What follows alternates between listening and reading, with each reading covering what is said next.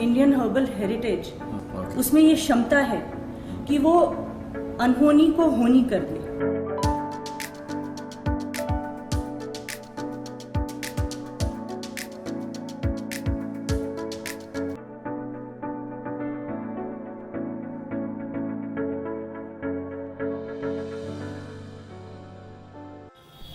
Hello everyone, I'm Medha Singh from Jivana Herbals, an esthetician and a cosmetologist and your skin and hair specialist.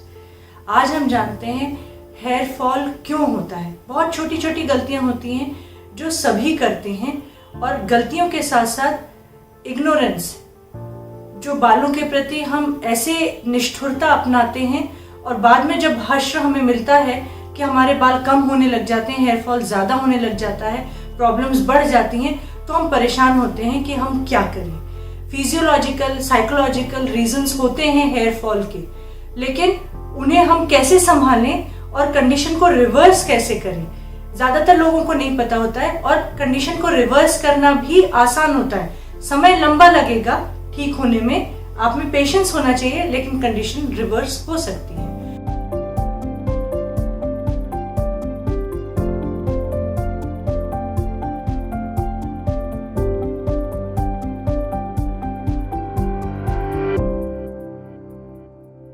सबसे पहले हम cortisol hormone की बात करते हैं। कॉर्टिसोल हार्मोन अच्छा हार्मोन है, हमारे शरीर को उसकी बेहद जरूरत है। वो हमें एनर्जेटिक बना के रखता है, हमारे ब्लड प्रेशर को रेगुलेट करता है, हमें मेहनत करने की क्षमता देता है, हमें एम्बिशियस बनाता है।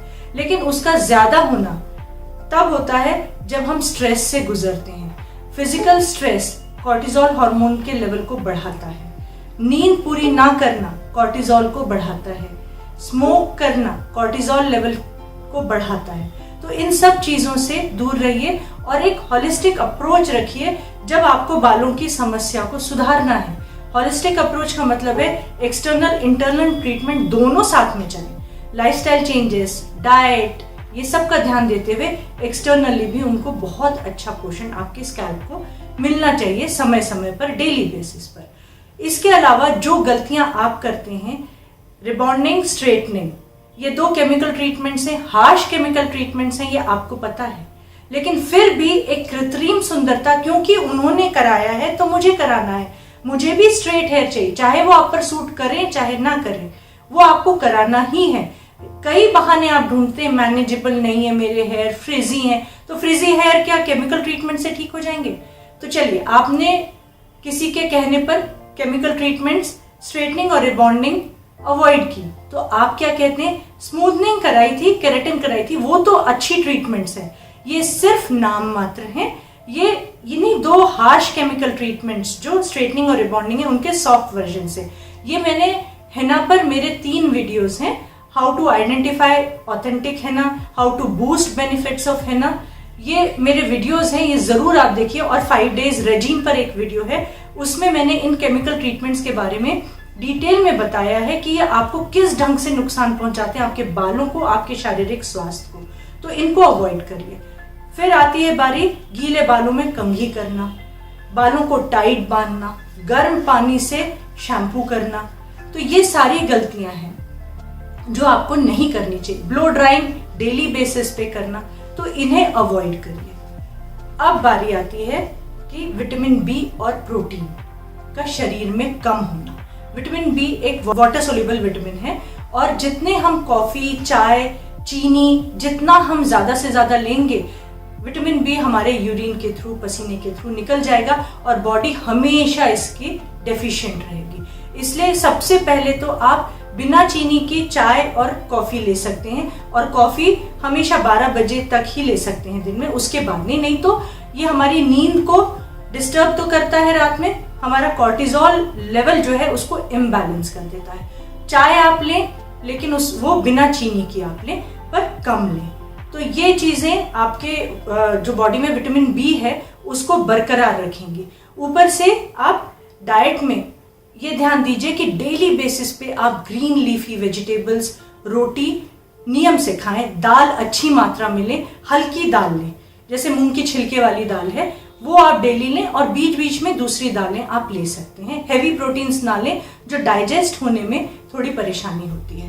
प्रोटीन की मात्रा पर्याप्त होनी चाहिए आपके शरीर में, तो इसके लिए सोयाबीन और इसेंशियल फैट्स भी साथ में हो। सोयाबीन, ड्राई फ्रूट्स और चीज भी आप एक संतुलित मात्रा में अपने डेली बेसिस पे लेना शुरू कर दीजिए।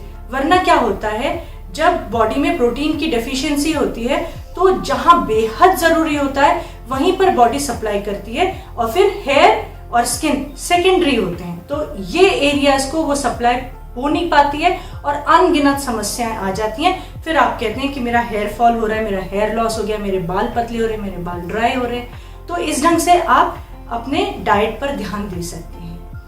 अब बारी आती है ड्रामेटिक वेट लॉस की।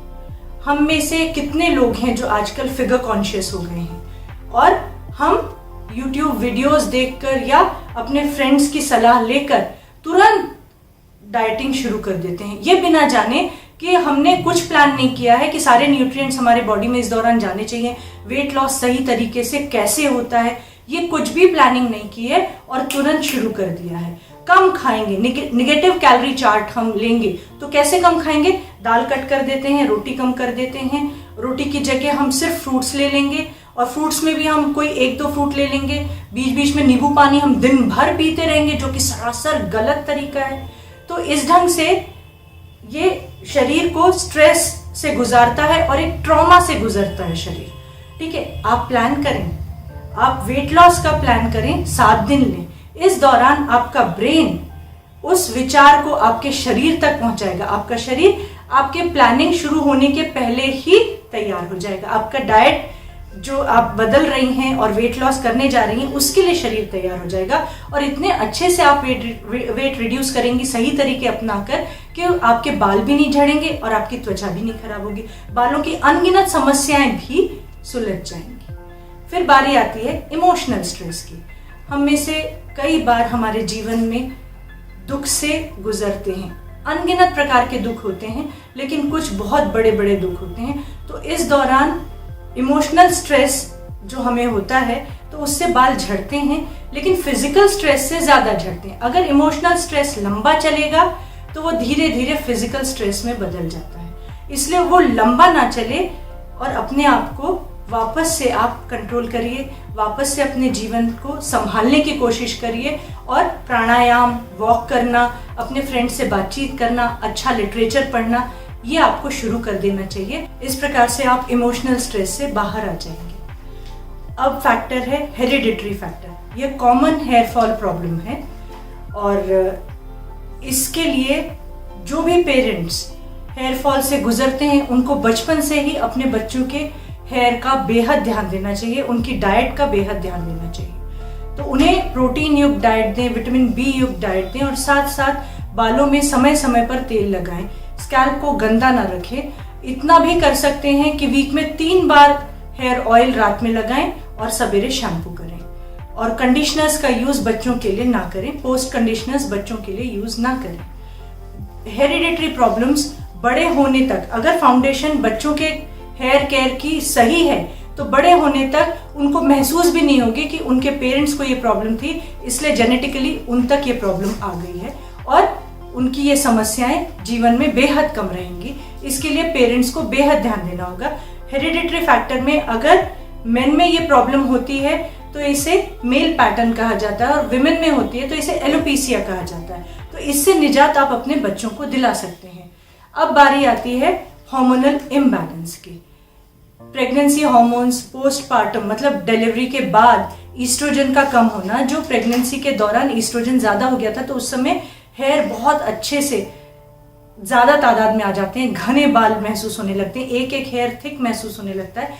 वही जो एक्स्ट्रा हेयर आए होते हैं प्रेगनेंसी के दौरान, वो डिलीवरी के बाद कुछ समय के बाद झड़ने शुरू हो जाते हैं। तो अक्सर डर लगने लग जाता है कि हम हेयर फॉल प्रॉब्लम से गुजर रहे हैं, लेकिन ऐसा नहीं होता है।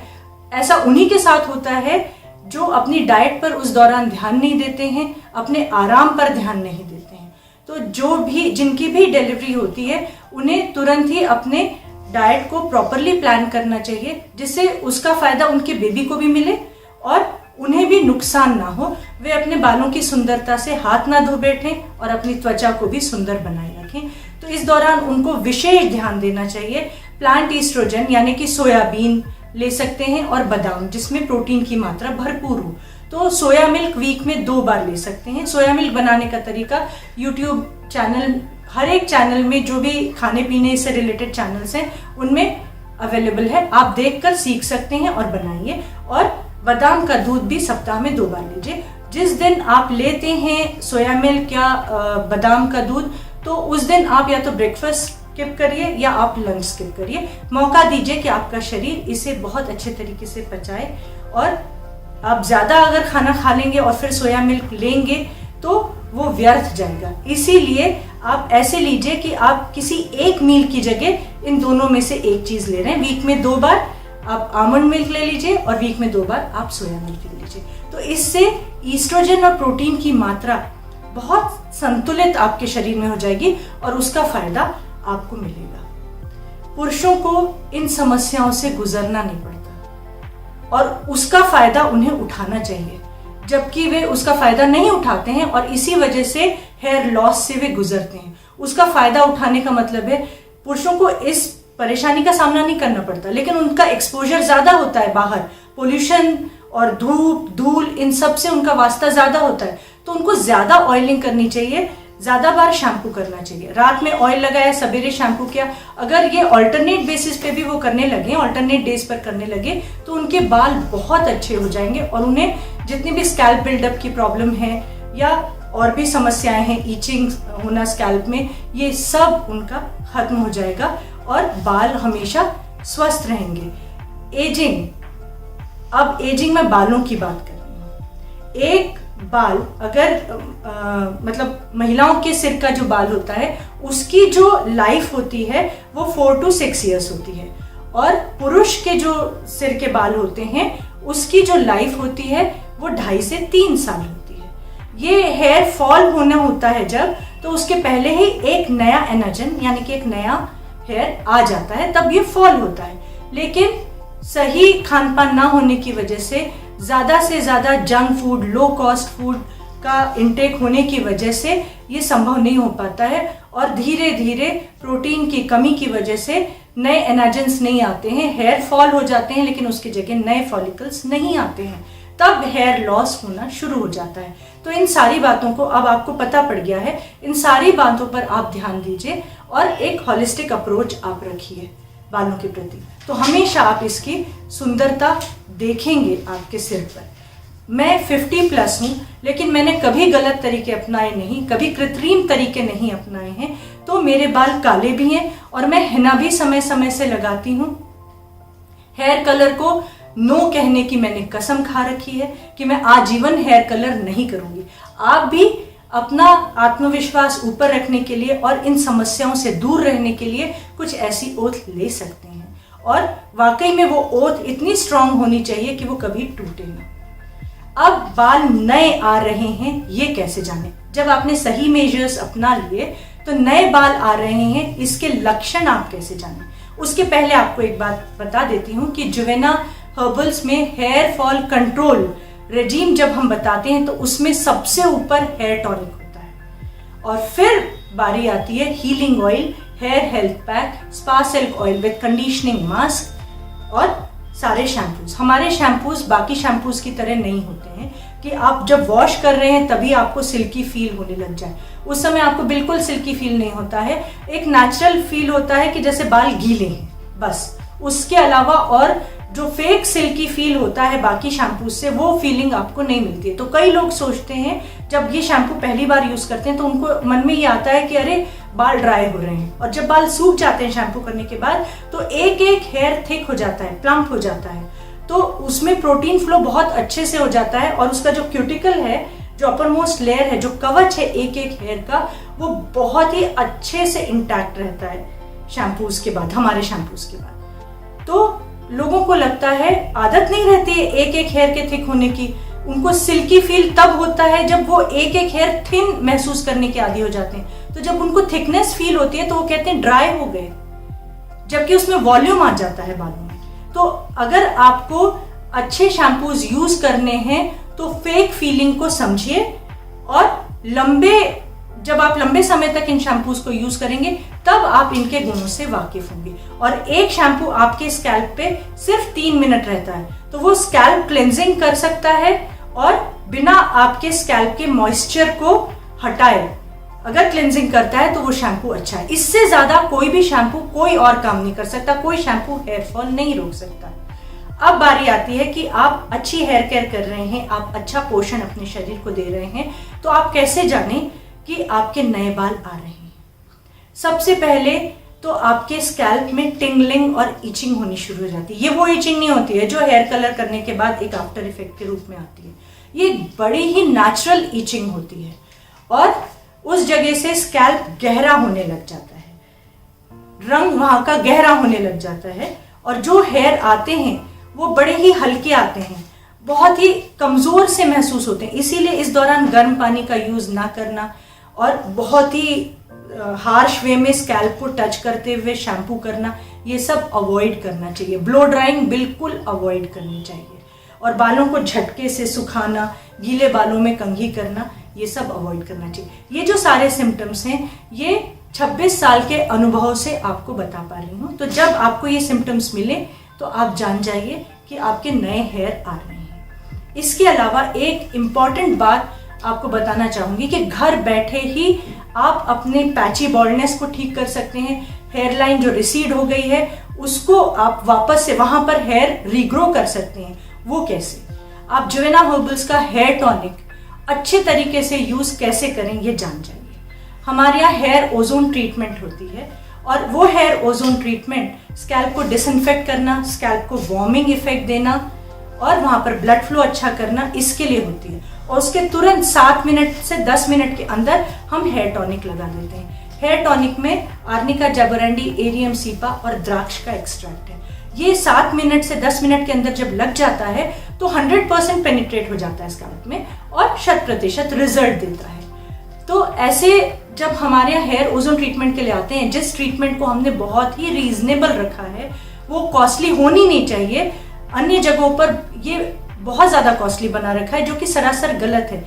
ये इतनी मिनिमम कॉस्ट में लोगों तक पहुंचनी चाहिए जितने में वो अफोर्ड कर सकें और ज्यादा नंबर ऑफ सेशंस ले सकें तो उनके बाल वापस आ सकते हैं।